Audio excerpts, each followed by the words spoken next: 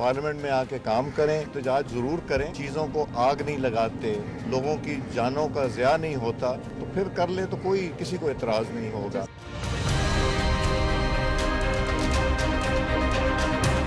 कोई इस निज़ाम में खुलूस नहीं है, वज़ीर आज़म से मिलेंगे, मुलाकात हो जाएगी, कोई ऐसी बात नहीं।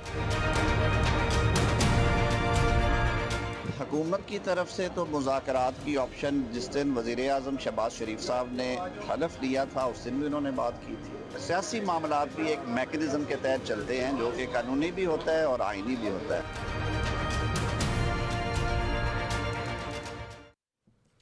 Very warm welcome to news live. मैं हूं डॉक्टर मारी जुल्फ़िकार खान। व्यूअर्स, आज स्पीकर कौमी असेंबली अयाज सादिक ने अपोजिशन को वाज़ेह पैगाम देते हुए ये कहा है कि अपोजिशन पार्लियामेंट में आए, असेंबली के अंदर अपनी आइनी और जमहूरी किरदार जो है वो आकर अदा करे, कमेटीज़ में शिरकत करे और आवाम की बेहतरी के लिए कानून साजी में हिस्सा ले। उनका कहना था कि पुरअमन एहतजाज जो है वो हर जमात का हक है, लेकिन तोड़ फोड़, रियासती इदारों के खिलाफ नफरत अंगेज तकरीरें और फितना और फसाद फैलाने की इजाज़त किसी को नहीं दी जाएगी। लाहौर में मीडिया से गुफ्तगू करते हुए उन्होंने दो टोक मौक़िफ़ इख्तियार किया कि अदलिया और अफवाज पाकिस्तान के खिलाफ बात बर्दाश्त नहीं की जाएगी और पार्लियामेंट को एहतजाज का मैदान बनाने की इजाज़त भी नहीं दी जाएगी। नाज़रीन, यहाँ एक अहम सवाल ये ज़रूर जो है वो पैदा होता है कि एक तरफ ऑपोजिशन और जो अगर बात की जाए स्पीकर कॉमन असेंबली की, तो वो ऑपोजिशन को मुज़ाकरात और पार्लियामेंट्री किरदार जो है वो अदा करने की जो है वो एक दावत दे रहे हैं, उनको जमहूरी रास्ता जो है इख्तियार करने की दावत देते हैं, तो दूसरी तरफ ऑपोजिशन अपनी सियासत जो है वो सड़कों पर एहतजाज और दबाव की हिकमत अमली के तहत जो है वो आगे बढ़ाने पर इस वक्त पुरअमज़म नज़र आ रही है। ऐसे में सवाल ये ज़रूर पैदा होता है कि क्या अपोजिशन स्पीकर की इस दावत को संजीदगी से लेगी या नहीं, या फिर 8 फरवरी को जो ऐलान करदा पहिया जाम हड़ताल है उसी पर जो है वो अमल पैरा रहेगी। क्या अपोजिशन वाकई अवामी ताकत के ज़रिए हुकूमत को दबाव में लाने में कामयाब हो पाएगी, ये भी एक बहुत अहम सवाल है, या फिर रियासती इदारों से मुतल्लिक सख्त मौक़िफ़ और मुमकिन कानूनी कार्रवाइयाँ इस तहरीक की राह में बड़ी रुकावट बन जाएंगी। आज के प्रोग्राम में हम इन्हीं सवालात का जो है वो जायज़ा लेंगे। हमारे साथ खेलदास कोहिस्तानी साहब हैं, पाकिस्तान मुस्लिम लीग नवाज से आपका ताल्लुक है, रज़ा हारून साहब हमें ज्वाइन कर रहे हैं, पाकिस्तान पीपल्स पार्टी से आपका ताल्लुक है, और अज़हर सिद्दीक साहब हमारे साथ मौजूद हैं, पाकिस्तान तहरीक इंसाफ से आपका ताल्लुक है। तो साहब, I start of with you. आपने ये सुना और आज सारा दिन ये जो बयान है स्पीकर अयाज सादिक साहब का ये गर्दिश करता रहा। उन्होंने आपको पार्लियामेंट में आने की बात की है, दावत दी है, आपके लीडर ऑफ अपोजिशन तो बन ही चुके हैं, साथ ही साथ जो कमेटीज़ हैं उनमें वापसी की बात की है और कहा है जी आप जो सड़क की सियासत है उसको तर्क करें और अपना किरदार अदा करें जाके पार्लियामेंट के अंदर। आप किस तरह देख रहे हैं इस ऑफ़र को? क्या मुज़ाकरात पे जाएंगे, या आप समझते हैं कि अवामी रास्ता जो है, जो अवामी इस वक्त आपने राब्ताकारी शुरू की है उसी के तहत जो है वो आप प्रेशर बढ़ाकर और आप समझते हैं कि उसमें आप कामयाब होंगे? बहुत शुक्रिया।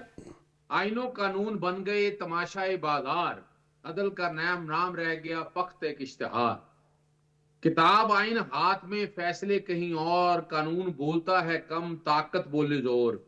मौजूदा हुकूमत का हर वादा सवाल बना, नारा था जो ख्वाब था जामे बवाल बना। पहली तो बात मैं बड़ी वजाहत के साथ अर्ज करता चलूं, अयाज सादिक साहब स्पीकर है नेशनल असेंबली, पिछले 2 साल से बता दें बुनियादी हकूक की खिलाफ वर्जियां, जुल्म और सितम, और यानी इसी असेंबली के अंदर से एमएनएस को उठाकर कोई ले गए थे, वो तो कुछ कर नहीं सके। आप अंदाजा लगाएं जो इनका आईनी और कानूनी किरदार था। फिर प्रोडक्शन ऑर्डर से कितने एमएनएस को प्रोड्यूस करा सके, ये भी रिकॉर्ड के ऊपर है। अच्छा चले मान लें कि जनाब ये पार्लियामेंट में अच्छा क्या किरदार अदा करना है पार्लियामेंट, एक सवाल है कि यहाँ तो ये तो हुकूमत ऑर्डिनेंस से चल रही है। बता दें मैं आपको ऑर्डिनेंसों की तफसील, मैंने तो चैलेंज किए ऑर्डिनेंस, वो आपके साथ बताएं कौन सा कानून साजी करने के लिए इनके पास सादा क्या 2/3 अक्सरियत मौजूद है, और 2/3 अक्सरियत का इस्तेमाल करते हैं और 26 या 27 तरमीम से आइन और कानून, आइन तो तबाह और बर्बाद कर दिया ना उन्होंने। आज बैठकर जरा गौर करें इस पे, यानी कि हासिल क्या हुआ। जरा आप अदालतों में आकर देखें कि ये 26वीं और 27वीं तरमीम के समरात क्या अवाम को दहलीज पे इंसाफ मुफ्त इंसाफ मिलना शुरू हो गया? क्या हर मसले का हल निकल आया? बिल्कुल नहीं निकला।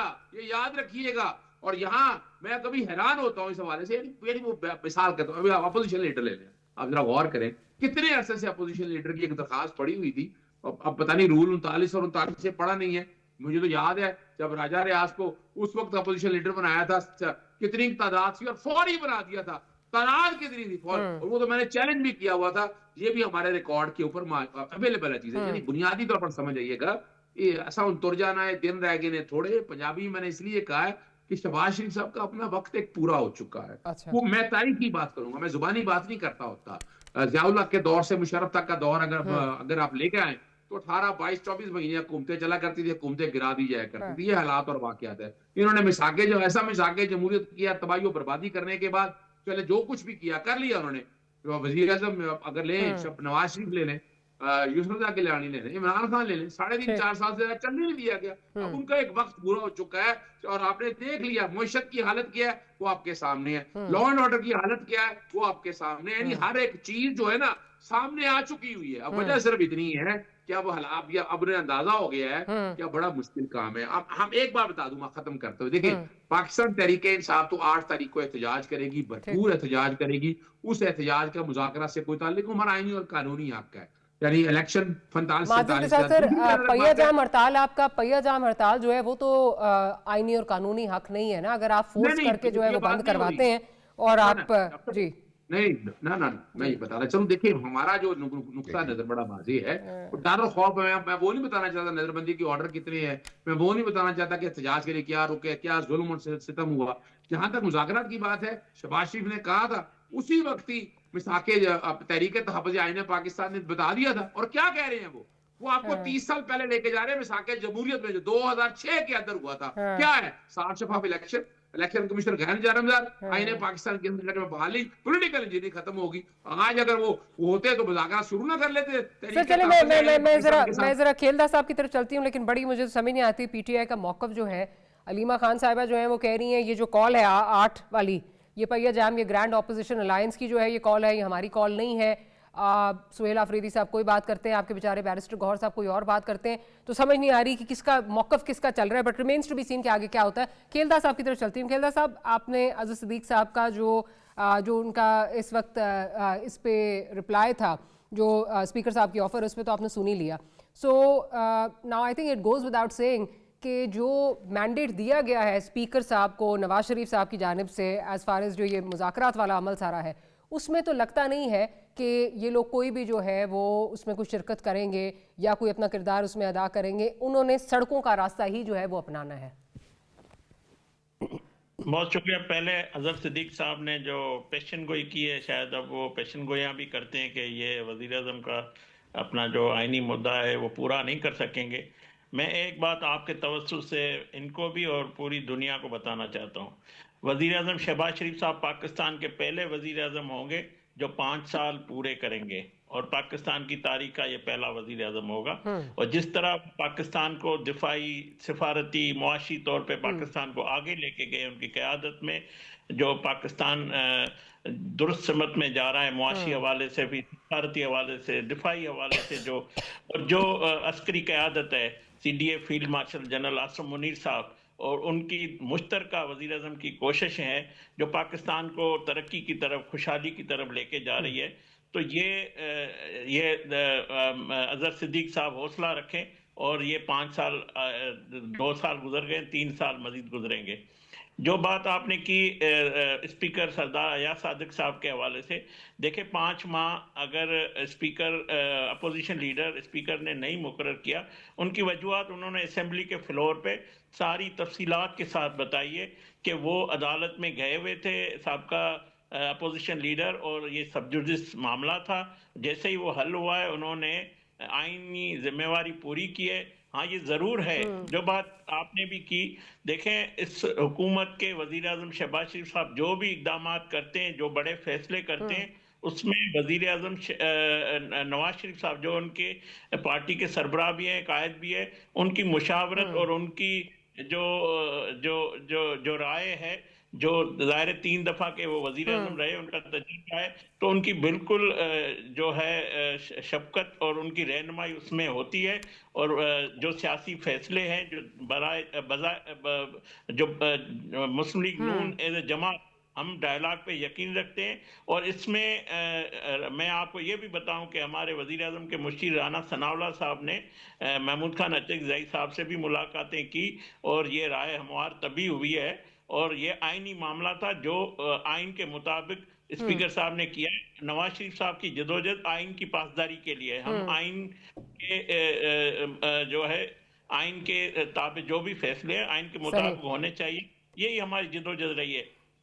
जो बात आपने की कि आगे डायलॉग या बातचीत, देखें अगर अपोजिशन लीडर जिसके नवाज शरीफ साहब से देरीना ताल्लुकात हैं, वो मुश्किल के महमूद खान अचकज़ई साहब साथी है, 13 में भी हुकूमत में नवाज शरीफ साहब के साथ रहे हैं, अभी भी बहुत अच्छे ताल्लुकात उनके हैं, मगर आज वो जो अपोजिशन लीडर बने वो बानी पीटीआई के आशीर्वाद से, उनके सपोर्ट से, उनके वोट से बने। तो मेरी जाती राय है, जो मैं देख रहा हूं, जो कल मैंने अपोजिशन लीडर महमूद खान अचकज़ई के नोटिफिकेशन के बाद जो कराची में गुफ्तगू सुनी, वो एक गैर जिम्मेवाराना इसी तरह जो बानी पीटीआई बोलता है वज़ीर आज़म के हवाले से, पहले भी वज़ीर आज़म साहब के हवाले से जो उन्होंने असेंबली के फ्लोर पे बात की, तो मैं समझता हूं अगरचे वो मुलाकात वज़ीर आज़म से अपोजिशन लीडर का कायदे ईवान से मिलना ये एक जमहूरी अमल है, हाथ मिलाना एक जमहूरी रवायात, अखलाक और जमहूरी और डेमोक्रेटिक कौन है। अगर वो उसी बानी पीटीआई की तरह अदा नहीं करेंगे,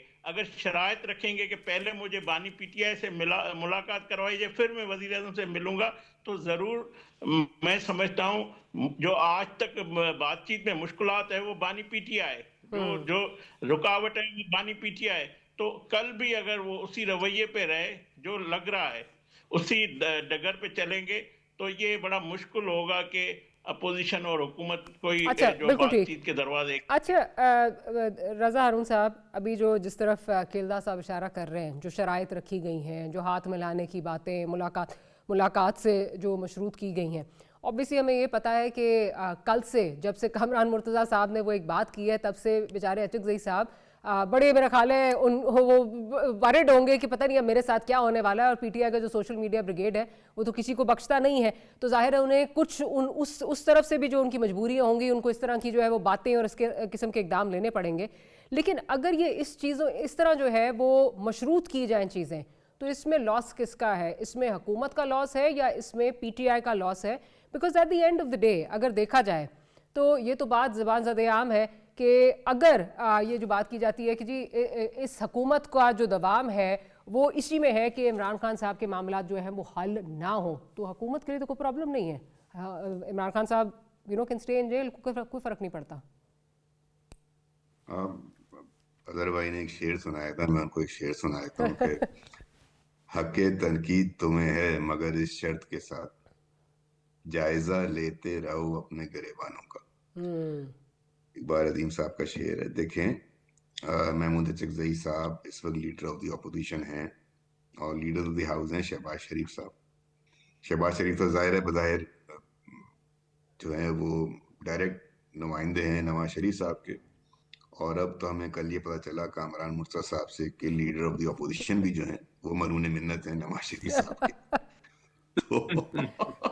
तो सोचना तो मेरे दोस्तों को है, अजहर भाई को जाकर कि जो आप कर रहे हो और जो होगा आगे, अल्लाह रहम करे। देखिए महमूद खान अचकज़ई साहब पे अल्लाह रहम करे या इस मुल्क पे अल्लाह रहम करे? नहीं, अचकज़ई साहब तो सीजन्ड पॉलिटिशियन है, वो तो उनके लिए तो कोई मसला है ही नहीं है। देखें आप ये याद रखें कि जो मैंने शेर पढ़ा था, क्यों पढ़ा था कि देखें आज अजहर भाई बैठे हैं यहाँ, इज वेरी लर्नेड पर्सन। अभी 3 साल हुए हैं ना पीडीएम की तहरीके अदम एतमाद को। जी। उस तहरीके अदम एतमाद के मरकजी रहनुमाओं में थे अचकज़ई साहब, जिसको आपने अमरीकी साजिश भी कहा और साइफर भी कहा और मीर जाफर के नत्थे भी मारा, ये वही हैं। इसी तरीके से उस आवाज वो तहरीके तहफ़्फ़ुज़ आईन पाकिस्तान है, तो तब्दीली ये आई है तहरीके इंसाफ में को उधर जाके शामिल हो गई है, जहाँ वो तमाम रहनुमा हैं अजहर भाई, सरदार अख्तर मेंगल साहब हों, शाहिद खाकान अब्बासी साहब उस वक्त उस पीडीएम के सेक्रेटरी जनरल थे, और कितने ही नाम ऐसे हैं जो ये वो पीडीएम है जो 3 साल पहले आपके इक्तदार के खात्मे की मरकजी किरदार है। अब आज आप ये देखें कि जो सूरत हाल है वो ये है कि चकधरी साहब बाकायदा पीटीआई के मेंबर नहीं है, रुकन नहीं है, रहनुमा नहीं है, और उनके पास ये मेरे हिसाब से, मैं हो सकता है गलत हूँ, उनके जी। पास अभी तक कोई ऐसा मैंडेट पॉलिसी जो है वो पीटीआई के लीडरान की तरफ से या बानी की जानिब से नहीं आई। अब कल को वो जो मुज़ाकरात की शराइत रख रहे हैं वो किस हैसियत में रख रहे हैं, ये बड़ा क्वेश्चन मार्क है ना। दूसरी बात ये कि आप इतने बड़े लेवल के मुज़ाकरात की बात करें जहां हम एक नई मिसाक को चाह रहे हो कि एक नया मिसाक जमहूरियत हो, जो वाकई ये इसमें दो राय नहीं है कि आज हमारे मुल्क की जरूरत है कि बिल्कुल सियासी है। जमातें बैठकर एक ऐसी राह मुतय्यन करें इस मुल्क के लिए जिसमें ना सिर्फ सियासी इस्तेकाम हो बल्कि वो माशी इस्तेकाम की जानिब लेकर जाए। मुल्क में जो 3 बड़े इशूज हैं वो दहशतगर्दी है, बेरोजगारी है, महंगाई है, जी। इकोनॉमी है, गुर्बत है। बिल्कुल। ये वो इश्यूज हैं जो हमारी कंडीशन होनी चाहिए, एजेंडा आइटम्स होने चाहिए हमारे मुज़ाकरात के। हमारे मुज़ाकरात किसी फर्द वाहिद के लिए ही नहीं है, हमारे मुज़ाकरात किसी इंडिविजुअल पॉलिटिकल पार्टी की तरक्की, फलाह, बहबूद या उसको बचाने या उसको मिटाने के लिए नहीं होने चाहिए। हमारे मुज़ाकरात जब इस लेवल के आप बैठने जा रहे होते हैं तो उससे पहले आप शराइत नहीं रखते और अपनी टोन दोनों जानिब से, चाहे वो हुकूमत हो या अपोजिशन एक्सट्रीम। हो, वो टोन मुफाहिमाना होनी चाहिए। अब अगर आप कल की भी पोस्ट देख लें या उससे पहले की पोस्ट देख लें, या बदकिस्मती ये है जो जो हमारे पीटीआई के दोस्तों का जो इन्फ्लुएंस है ना वो यूट्यूबर्स पे ज्यादा है। वो सोशल मीडिया की जो है वहां से जो आवाज आती है वो उनको बहुत इन्फ्लुएंस कर जाती है। उसको उसके इन्फ्लुएंस में मैं अभी से देख रहा हूँ कि पीटीआई की लीडरशिप आ रही है और यहाँ तक आ रही है कि अपने जो चेयरमैन है जिनको के बानी देखे ना, एक तो बानी का मुज़ाकराती उन्होंने अपना नुमाइंदा चुना चकधरी साहब को, जी। लेकिन जिसको उन्होंने अपना चेयरमैन बनाया आप उसके हवाले से गुफ्तगू देखें, नोट करें इनकी पार्टी में आजकल क्या हो रही है, जो कि खैबर पख्तूनख्वा के तर्जुमान ने जिस अंदाज से उनके लिए बात करी। जी। मुझे बताएं कि किसको सीरियस लिया जाए, सर किसको यही मैंने संजीदा सवाल, लिया मैंने अल साहब से यही और बात की थी। और फिर लेट्स नॉट फॉरगेट एक फैमिली का ग्रुप भी है, धड़ेबाजी तो इतनी ज्यादा है, जो बहनें हैं वो कुछ और ही कह रही हैं। सो चले मैं कहता हूँ बहनों का, चले बहनों का तो मैं कहता हूँ कि एक जाहिर है कि फैमिली वाला मामला है, उनकी फ्रस्ट्रेशन अपने भाई को लेकर, वो कुछ भी कह दें कोई बात नहीं, मोहतरम है हमारे लिए, वो इशू नहीं है हमारा, वो पार्टी का इशू हो सकता है। लेकिन जो पार्टी के अपने अंदर डिवीजन है, मिसाल के तौर पे जो खैबर पख्तूनख्वा के जो वजीराल हैं, इनकी मूवमेंट के बाद जो उनकी पार्टी में उनसे क्वेश्चन होने लगा है, फेयर इनफ। जो सोशल मीडिया हम भी देखते हैं ना, तो हमारा कहना ये है, मानना ये है कि मुज़ाकरात यकीनन वक्त की ज़रूरत है, लेकिन अगर आपकी मुज़ाकराती टीम की वो अहलियत और वो क्रेडिबिलिटी या वो लिंकेज आपकी पार्टी के साथ नहीं है, मुझे बताएं ना कि मुज़ाकरात की टीम अनाउंस की है चकधरी साहब ने नहीं। कि उनकी तरफ से कौन आ रहा है, सही। क्या उसमें चेयरमैन बैरिस्टर गौर हैं, क्या उसमें सेक्रेटरी जनरल सलमान अकरम राजा हैं, क्या ये लोग पार्टी के उहदेदार वहां बैठकर मुज़ाकरात करने की अहलियत रखते हैं इतने सीजन्स पॉलिटिशियंस के सामने? तो ये हमने पिछला मुज़ाकरात भी देखे थे ना। तो अगर आप अपनी पूरी पार्टी आउटसोर्स कर देंगे, हाँ। अपनी पूरी पार्टी की लीडरशिप आउटसोर्स कर देंगे, फिर आपकी लीडरशिप को अपनी पार्टी, आपकी पार्टी संजीदा नहीं ले रही, फिर आपने जो है एक मोहतरम सियासतदान है चेहरी साहब, उनको आपने नॉमिनेट किया है, जो कि माजी में और अभी भी अगर मैं कहूँ तो मैं गलत नहीं कह रहा, क्योंकि कामरान मुर्तज़ा साहब ने हमें बताया कि ये लीडरशिप ऑफ अपोजिशन का भी जो मसला है वो मरून मिन्नत है। तो कल तो जगदीश साहब रजा एक भाई, ऐसे आपकी बातों में शरारत मुझे नजर आ रही है। दोस्त ना रहा इस वक्त महमूद खान अचकज़ई साहब शायद ये सोच रहे होंगे कि आप अगर इस तरह की बातें करेंगे तो उनके लिए जो सोशल मीडिया के लिए प्रॉब्लम्स है, जो वहां से स्कैम करती है, तो बढ़ने जा रही है। डॉक्टर साहब बड़ा वैसे अचकज़ई साहब की एक बड़ी आइडियल शख्सियत भी है मेरे ख्याल में। जो इंतखाब है उनका वो इस वजह से है कि वो चूंकि मोहतरम है, सीनियर हैं, हाँ। सबके साथ उन्होंने किसी ना किसी वक्त मूवमेंट बनाई है, हुकूमत में भी रहे हैं, हुकूमतों में भी रहे हैं, तो वो तो इस वक्त ना सिर्फ नवाज शरीफ से भी बात कर सकते हैं बल्कि वो तो फोन उठाएंगे आसिफ जरदारी साहब से, बिलावल साहब से ही बात करेंगे। और कल मैंने उनकी प्रेस कॉन्फ्रेंस सुनी, उसमें 2 बातें बहुत इंपॉर्टेंट थी। एक, उन्होंने ये भी बताया कि वो जो है वो बात करने में वो तमाम लोगों से बातचीत कर सकते हैं। दूसरा उनकी जो एक बात थी कि देखिए जी, मुज़ाकरात के लिए जो शराइत की वो बात कर रहे हैं, मैं समझता हूं कि कौमी लेवल के जो मुज़ाकरात हैं वो सिर्फ हुकूमत और अपोजिशन के दरमियान नहीं होने चाहिए। ये मेरी ज़ाती राय, मेरी पार्टी की नहीं है। वो मुज़ाकरात अक्रॉस द बॉर्डर तमाम पॉलिटिकल स्टेक होल्डर्स को एतमाद में लेकर, उनका इनपुट लेकर, सिविल सोसाइटी का इनपुट लेकर, इस तरह की महफिलें जो कि पाकिस्तान के मुस्तकबिल की सिमत तयन कर रही हों, जमहूरी इदारों की बेहतरी के लिए बात कर रही हैं तो आपको यकीनन एक्सपर्ट्स का ओपिनियन और इनपुट चाहिए सही। होता है। तो ये वो चीजें हैं जिसका कि आपको ख्याल रखना पड़ेगा इन मुज़ाकरात में। और फिर आपके पास मैंडेट क्या है? देखिए ना, अभी तक तो जो मेरी मालूमात है, हो सकता है मैं गलत हूँ, अजहर भाई बताएंगे, खेमताज बताएंगे, अभी तक तो उनकी आज तक तो बानी से मुलाकात ही नहीं हुई है। फॉर वट एवर रीजन, ठीक फॉर है। वट एवर रीजन मुलाकात ही नहीं हुई है। तो पता नहीं, हो राइट। सकता है वो बैठे उसके बाद बानी बोलने पे ये क्या कर दिया मैंने, ये तो बहुत बड़ा मसला है ना। ये तो बानी के अपने लोग ये जब क्या कर जाके दिया मैंने। गारंटीज देते थे तो उसके बाद 5 मिनट के बाद जो है चीज़ें बदल जाती थी जब एक फ़ोन कॉल आती थी। ऑन दैट नोट एक छोटी सी ब्रेक लेते हैं। ब्रेक से वापस आएंगे तो आपसे ज़रूर पूछेंगे जो मैंडेट का सवाल उठाया है रज़ा हारून साहब ने, और फिर और भी चीज़ें जो अचकज़ई साहब बात कर रहे हैं वो किस हद तक जो है वो माहौल को कंड्यूसिव बना सकती हैं। Will be right back, will talk about that much मोर।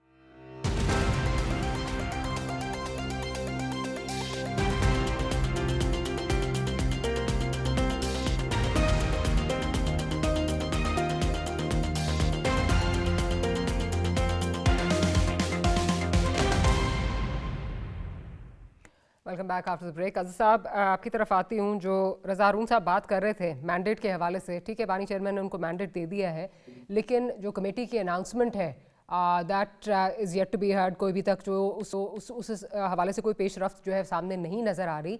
और फिर जो उन्होंने पॉइंट्स रखे हैं, जो अपने तय पॉइंट्स रखे हैं महमूद खान अचकज़ई ने, एक तो ऑब्वियसली नोटिफिकेशन था अपोजिशन लीडर का, वो हो गया। बट दूसरी चीज़ जो इलेक्शन के बारे में, 2024 के इलेक्शनों के बारे में बात कर रहे हैं, realistically speaking that's a non starter. क्या कहेंगे?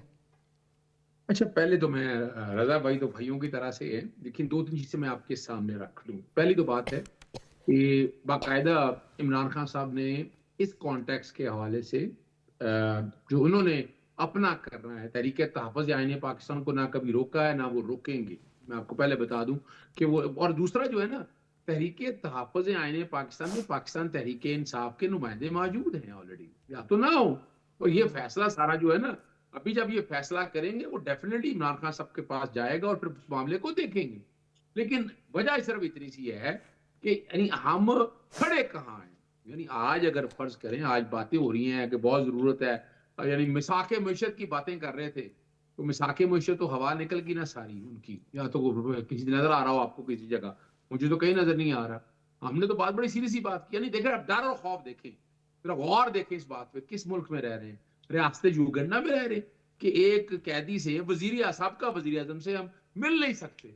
अच्छा, क्यों नहीं मिल सकते?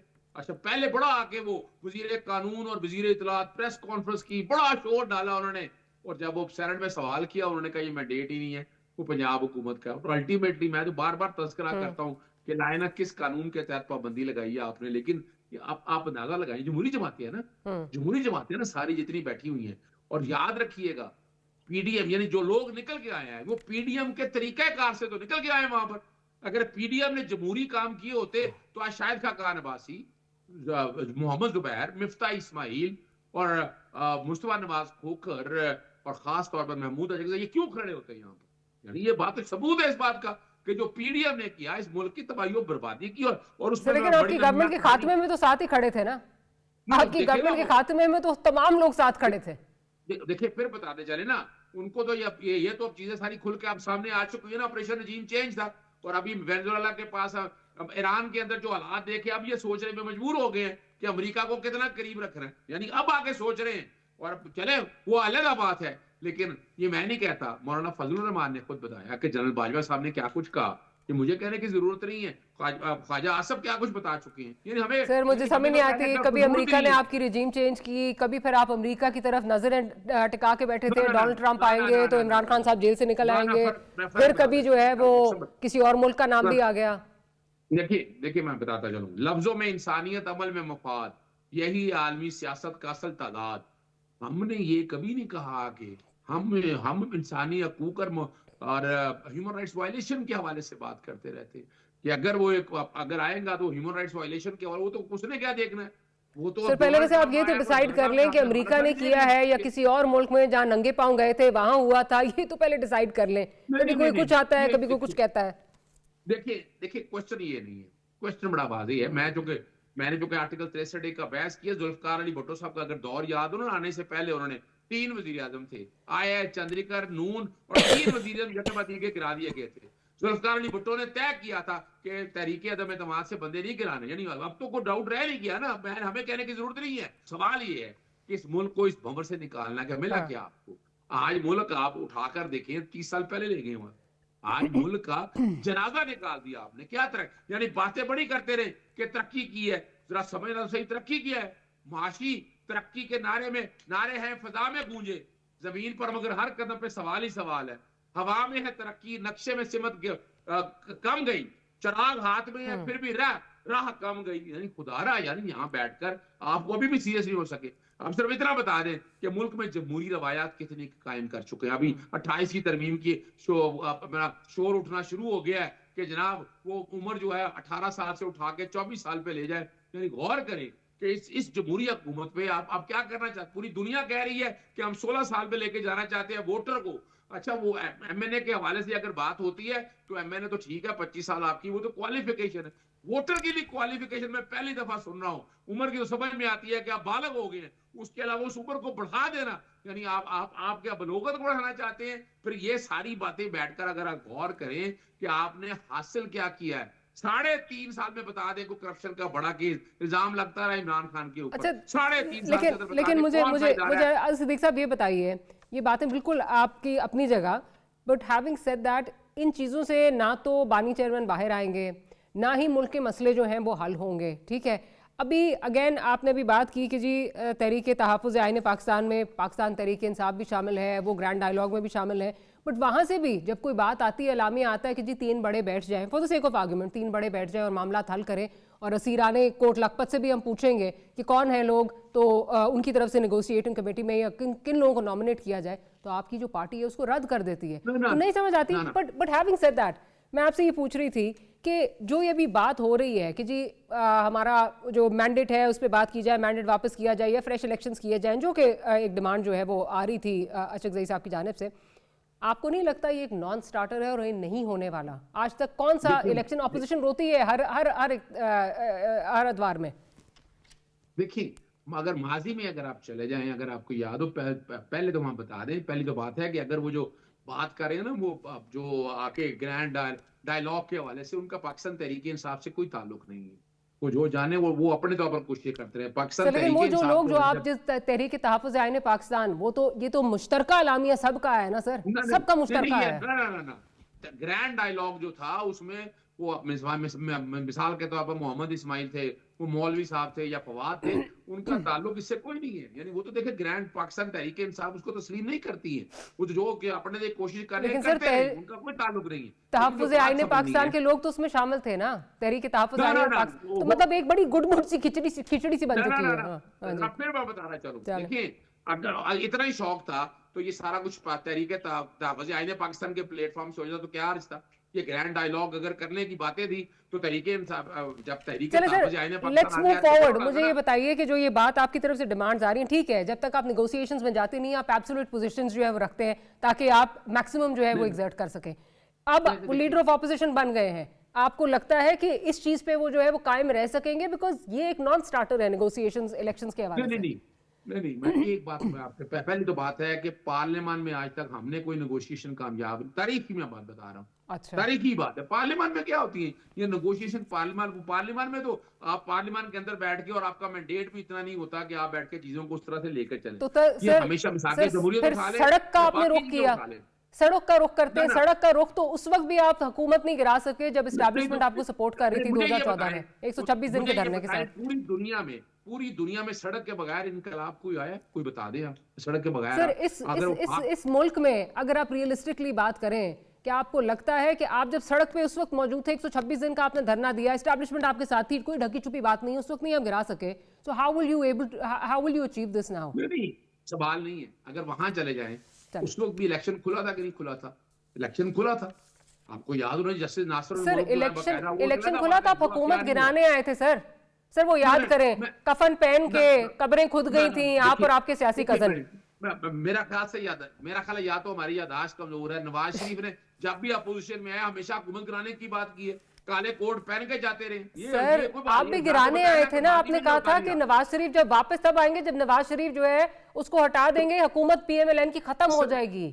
चले क्वेश्चन ये नहीं है, क्वेश्चन ये नहीं है, क्वेश्चन ये है क्या हमें एहतजाज का हक नहीं है? हमारा मैंडेट छीना गया है, क्या हम उस पे बात चले करें? मैं क्या जरा हम उस पे आप अगर बिल्कुल उस पर एहतजाज बात नहीं कर सकते हैं, लेकिन हमारा सिर्फ हक है। सड़कों से आपको बाकी कुछ मिलेगा देखेंगे नहीं। क्या होना है क्या नहीं होना। आपको सड़कों से ही तो खेलना साहब, प्राइम मिनिस्टर साहब ने जब ये ऑफर की थी तो उसमें भी कैटेगोरिकली ये बात आ रही थी कि जो ये इलेक्शंस की बात है या 9 मई के हवाले से चीज़ें हैं उस पे जो है नेगोशिएशंस नहीं होंगी। आपको लगता है ये नॉन स्टार्टर है?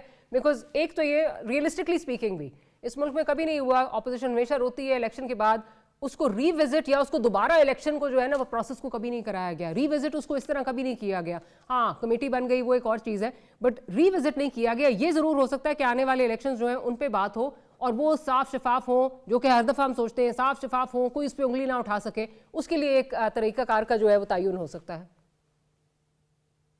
देखिए पहली बात ये जो अजहर सिद्दीक साहब कह रहे हैं कि इनकलाब 26 साल हो गए हैं और ये इनकलाब की बातें कर रहे हैं, झूठा बयानिया बनाने की, दूसरों को इल्ज़ाम लगाना, चोर कहना, और खुद 3.25 साल ये आए थे हुकूमत में, इन्होंने जो अवाम से वादे किए थे 1 करोड़ नौकरियां, 50 लाख घर, 3.25 साल में एक ईंट तरक्की की नहीं रखी। फिर इनकलाब का दौरा इनको पड़ा है और इनकलाब लाना है। किस चीज़ का इनकलाब है, किस मकसद का इनकलाब है, क्या तब्दील करना चाहते हैं, किस लिए? ये इनकलाब इस तरह तो नहीं कहता है कि हमसे बातचीत की जाए, फिर इदारों को सियासत में लाया जाए, उनको ब्लैकमेल किया जाए, उस पर उनके खिलाफ प्रोपेगेंडा किया जाए। ये इनकलाब इसके लिए लाना है कि हमें गैरकानूनी तौर पे जिस तरह RTS बिठा के इक़्तिदार दिया गया था इसी तरह दोबारा हमें इक़्तिदार में बिठाया जाए और तमाम बाकी जमातों को बशमूल PTI, PMLN, पीपल्स पार्टी, जो भी सियासी जमातें हैं, MQM, इन सबको निकाल दो मुल्क से, किसी को सियासतदान नहीं तस्लीम करो। ये इनकलाब है? इनकलाब नहीं है, ये शरंगेजी है, इंतशार है, फसाद है, जो ये 26 साल से कोशिश कर रहे हैं और जिसको हमने नाकाम किया है। पाकिस्तान की आवाम ने इनको मुस्तरद किया है, नाकाम किया है और इनकी मकबूलियत कोई नहीं है इस वक्त। ये सिर्फ झूठ और इल्जाम। सर मकबूलियत तो खैर बहुत है, माजरत के साथ मकबूलियत बहुत है, कबूलियत शायद ना हो, मकबूलियत तो बहुत है सर, माजरत। देखें डॉक्टर साहब, इनको हमने खैबर पख्तूनख्वा में इनकी हुकूमत के इलेक्शन में, बाय इलेक्शन में इनको हराया है। कहाँ गई मकबूलियत? कोई मकबूलियत नहीं है, ये झूठ है, फ्रॉड है। और ये सोशल मीडिया पे सारा इनकलाब आता है टॉप ट्रेंड, जिसमें बड़े पैसे वो इलेक्शन जिसको ये कहते हैं कि वो फ्लॉड है, जो इनका मैंडेट चोरी किया गया है, उस इलेक्शन में इनके ऊपर कितनी पाबंदियां थी, उसके बावजूद खैबर पख्तूनख्वा ने तीसरी दफ़ा इनको मैंडेट दिया है। कभी ऐसे नहीं होता कि मैंडेट इस तरह जो है वो मिले। फिर आपको ऑपोजिशन की सबसे बड़ी जमात यही है, उन सब पाबंदियों के बाद तो मकबूलियत तो है ना सर, ये तो आप नहीं कह सकते। लेकिन मकबूलियत फिरौन की भी थी ना, तो मकबूलियत को छोड़ दें। बात यह कि मैं कारकर्दगी का सवाल करता हूँ। 26 साल से ये जो कहते आ रहे हैं, इन्होंने 3.25 साल में वो कुछ किया जो कहते थे, जो दूसरों पे इल्ज़ाम लगाते थे। ये इनको हकीकत माननी पड़ेगी कि पाकिस्तान में दूसरी जमातों का क़यादत का जो है वजूद है। ये नहीं है कि इनकी मकबूलियत है दूसरों का वजूद। अगर इन्होंने कोई वोट दिया है तो हमने भी 1.5 करोड़ वोट दिया है, हम भी ऐसे तो नहीं आए। मैं समझता हूँ इस वक्त भी नवाज शरीफ से ज्यादा मकबूल पाकिस्तान क्या इस खित्ते में, इस दुनिया में पाकिस्तान की जो नुमाइंदगी कर रहे हैं वो नवाज शरीफ साहब सीनियर जो है लीडर है, तो उससे मकबूलियत इनकी बड़ी नहीं है। बात यह है कि इनको मानना होगा उस हकीकत को, तभी जाके आगे बढ़ेंगे, वरना ये इसी तरह आइसोलेशन का जिस तरह शिकार है इसी तरह ये शिकार रहेंगे। रजा हारून साहब, क्योंकि वे फॉरवर्ड की बात होती है और आप मुस्कुरा भी रहे हैं वैसे, लेकिन वो पहले मैं आपसे बाद में पूछूंगी आप मुस्कुरा क्यों रहे हैं, लेकिन वे फॉरवर्ड की अगर बात करें और जिस किस्म की इनकी तरफ से शराइत आ रही हैं, अगेन ग्राउंड रियलिटीज़ को मद्देनज़र रखते हुए, रियलिटी को मद्देनज़र रखते हुए, इस मुल्क की हिस्ट्री को मद्देनज़र रखते हुए, हैज़ इट एवर हैपेंड कि कोई इलेक्शन जो है वो रीविजिट हो, उसको दोबारा जो है वो दोबारा एक्सरसाइज वो कराई जाए, क्योंकि ऑपोजिशन ये डिमांड कर रही है। और PTI सड़कों पे अगर चली जाए, मेरा ख्याल है उन्होंने अपने आप को बहुत बुरी तरह एक्सपोज कर दिया है। वो उस तरह की ना तंजीम साजी है, ना उनके पास जो है इस वक्त जो रेलिवेंट क्वार्टर्स हैं उनसे कोई सपोर्ट है। अगेन माजी का हवाला दूंगी, माजी में जब सपोर्ट थी तब कुछ नहीं हो सका। क्या कर लेगी PTI? रियलिस्टिकली स्पीकिंग ये कोई वे फॉरवर्ड है जो PTI सजेस्ट कर रही है? नहीं, मैं समझता हूँ कि अब ये भी ये भी पीटीआई की तरफ से नहीं आया, मेरे ख्याल में अचकजई की तरफ से है। मैं यही बहुत कंफ्यूज हूँ ना कि पीटीआई क्या चाहती है और अचकजई साहब क्या चाहते हैं। जो अचकजई साहब चाहते हैं वो तो नॉन स्टार्टर है, क्योंकि आप गवर्नमेंट के साथ बैठना चाहते हैं, ये कह के कि हम गवर्नमेंट के साथ बैठेंगे और कह रहे हैं आप गवर्नमेंट खत्म कर दें। ना ये तो मतलब ये तो आपने डिमांड करके खुद ही रद्द कर दी ना। फिर आपकी डिमांड क्या है, आपने बैठना किसके साथ है? अच्छा, जो दूसरी दूसरी ताकत है जिसकी तरफ इनका इशारा है कि भाई सारी पावर वहां है, उसके खिलाफ जिस तरह बानी आज तक पोस्ट करते हैं और कोर्ट में आके मतलब उनको मुखातिब करते हैं, तो वो तो वहां से तो कोई हमदर्दी आना या कोई बातचीत होना वो भी मुझे नहीं नजर आता।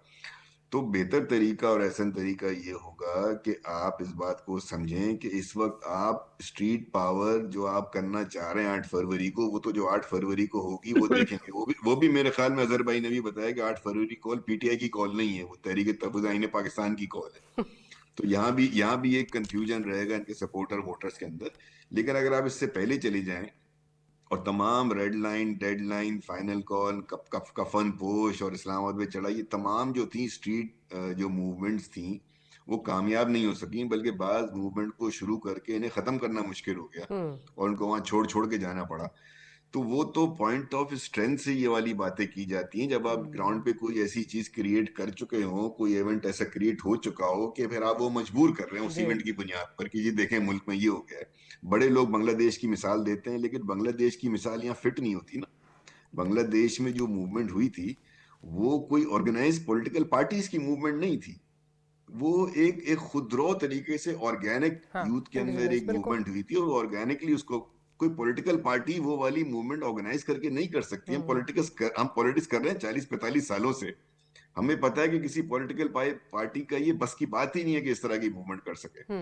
इसीलिए जो जिस मेरे भाई जो ये मैं तो कहूंगा बड़े अदब के साथ कि जिस खुशफहमी में है ना कि कोई बहुत बड़ा 8 फरवरी को बहुत बड़ा कोई ऐसा रकस क्रिएट हो जाएगा कि पूरा पूरा माशरा, पूरी रियासत हिल जाएगी। आई एम सॉरी, ये तो मुझे कहीं होता नजर नहीं आ रहा। मुझे इसका ऑपोजिट जरूर नजर आ रहा है कि और हुकूमत जो है वो हुकूमत में और जो है वो स्ट्रेंथ आ जाएगी ये देख के कि ये भी नहीं कर सके। मुझे तो लग रहा है हुकूमत और मजबूत होती है। फिर जब पॉइंट ऑफ स्ट्रेंथ पे नहीं होते हैं ना और आपको एक अपॉर्चुनिटी चाहिए होती है कि जी देखिए ना, इनका एक प्रॉब्लम ये है कि एक तो बानी कहते हैं मैं जेल में हूं और वो मैं जेल में सारी उम्र गुजारने को तैयार हूं। मुझे लगता है पार्टी ने भी ये तय कर लिया कि अच्छा ही है जेल में रहे और अच्छा ही हम कुछ ना करें उनके लिए कि भाई ठीक है। और बड़े फखर से बताते हैं हमारा लीडर तो है तो पूरी उम्र जेल में रहने को तैयार है। अबे भाई, लीडर अगर तैयार भी है तो तुम लोग क्या कर रहे हो?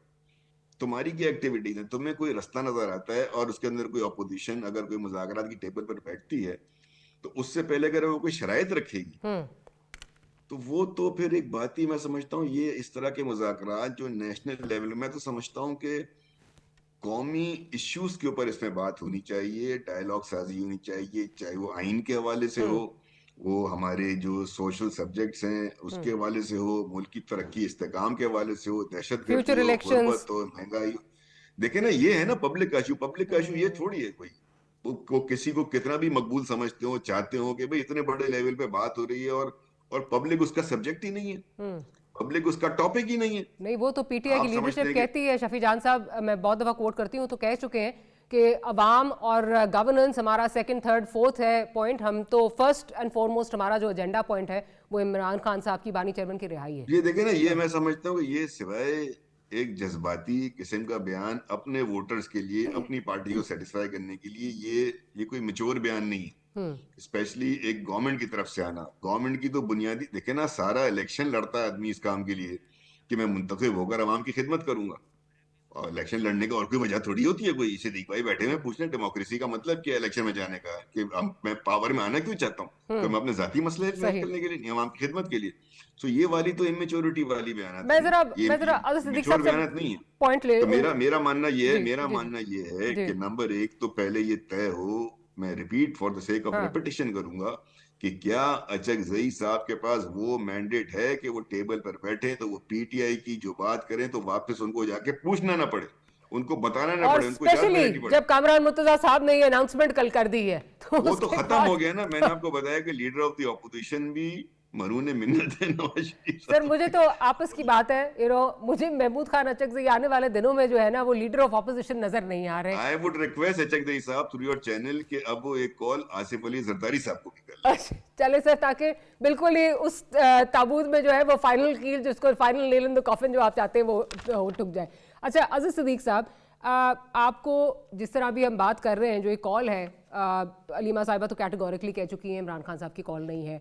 अगेन आप इसमें ये एक्सपेरिमेंट कर चुके हैं पहले, स्ट्रीट पावर उस तरह नहीं होगी फॉर वॉट एवर रीजंस, पहिया जाम सक्सेसफुल नहीं होगा, शायद सिर्फ खैबर पख्तूनख्वा में, और वो भी मैं समझने से कासिर हूँ, वहाँ आप कहते हैं इलेक्शन फ्री एंड फेयर हुआ है तो वहाँ क्यों पहिया जाम होगा। सो मतलब ऑन द होल ये सक्सेसफुल होती नजर नहीं आ रही। इस एक्सरसाइज से क्या अचीव करेंगे सर? अच्छा पहले ये देखे ना, अपना ना रजा भाई हैं मासूमियत में बातें बहुत कर रहे हैं, पता है उनको भी ये सारा कुछ, ये निजाम कैसे ठीक होना है, किस तरह होना है। चूंकि रजा साहब पाकिस्तान पीपल्स पार्टी को रिप्रेजेंट करते हैं, वो एक जमहूरी जमात है, लेफ्ट की जमात रही है। आप फर्क देख लेना, सुहेल अफरीदी आया था पंजाब में और सिंध में गया, फर्क साफ जाहिर है, ठीक है ना जी। और सिंधी टोपी वापस कर दी है, फर्क कौन सा था वैसे? देखिए वो एक अलग इशू है, मैं बकौल उनके कोई फर्क नहीं है। नहीं मैं देखे, मैं बताऊं आपको ना, मेरा नुक्ता नजर और है। मैं तो जब लास्ट 30 सेकंड्स प्लीज कंप्लीट कर लें, प्रोग्राम खत्म होने वाला है। मैं तो पाकिस्तान पीपल्स पार्टी के साथ हुकूमत बनाने के भी हक में था, जब हम हमारे इलेक्शन के साथ दगा हुआ, मैं उस वक्त भी याद, रजा आपको पता है कि मैंने उस वक्त भी आवाज उठाई थी, कहा था भाई ने कहा था, मैंने उस वक्त भी आवाज उठाई थी भाई, जहां तक पीपल्स पार्टी है, पीपल्स पार्टी मुझे जैसे ही हालात बनेंगे पीपल्स पार्टी सबसे पहले आगे आएगी। जी खेलदा साहब क्विकली खेलदा साहब, सिद्दीक साहब को बताऊं कि आज भी सियासत के सुल्तान नवाज शरीफ साहब हैं और उन्हीं के फैसले चलते हैं और सिस्टम के। चलिए on that note, on a lighter note, अगर नवाज शरीफ कोई जो है वो वैल्यू नहीं होती तो बकौल कामरान मुर्तज़ा साहब, महमूद खान अचकजई साहब जो है वो नोटिफाई नहीं होते। On that note we'll close today's programme, we'll see you tomorrow. Good night, अल्लाह हाफिज़।